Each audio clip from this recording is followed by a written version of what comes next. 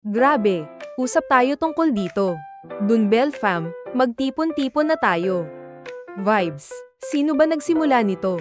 Kasi itong mga nalink daw kay Bel Mariano bago si Donnie Pangilinan, parang mga nakalipas na dapat nang ibaon sa limot, di ba? Pero sige, reregaluhan natin ng konting spotlight for fun lang. At para sa mas latest na chismis, subscribe at mag-like na sa channel natin.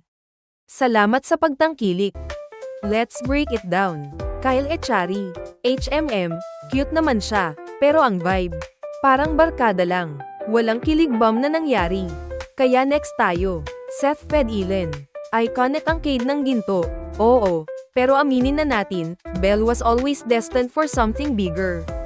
Kulang sa spark, Jeremiah Lisbo. Okay, we felt a bit of kilig sa his into her, pero girl, once Donnie entered the frame, si Jeremiah, naging blur. Sorry, pero totoo. Reese Miguel. Wait lang, sino nga ulit? Nasa Star Magic pa ba siya? Medyo fast fade, di ba?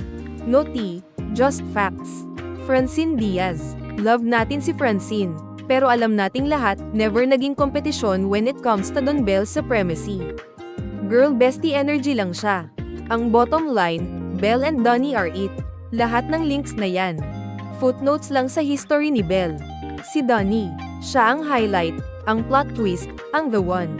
Yung chemistry nila, iba, yung kilig. Hindi na kailangang pilitin, nakakabasag ng screen. Pati tayo, apektado. So, kung may ganitong chika pa ulit, let's laugh it off kasi one thing is clear, Bel found her king, and it's Donnie. Period. Move on na tayo at focus sa kinang ng Dunbel supremacy.